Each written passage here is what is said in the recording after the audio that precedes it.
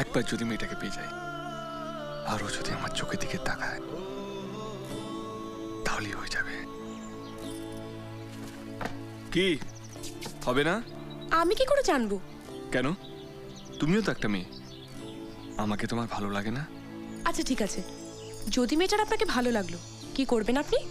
যেমন অজয় তোমার দিদিকে নিয়ে পালিয়েছে, ঠিক তেমনি আমি ওই মেয়েটাকে নিয়ে পালাবো। এমনিতেই দিদির পালানোর পর গ্রামে হুলুস তুলুস পড়ে গেছে। এরপর যদি ওই মেয়েটাকে নিয়ে পালায়, তাহলে আমি বিপদে পড়ে যাব। আবার যদি মেয়েটাকে খুঁজে না দিই, ও বলেছে বাবার হাতে চিঠিগুলো তুলে দেবে। আমি নিশ্চয়ই আগের জন্মে কারোর সঙ্গে পালিয়েছিলাম, তার ফল এই জন্মে আমাকে ভোগ করতে হচ্ছে। বারবার ওর কাছে ছুটে যাও না, যত যাবি তত মরবি।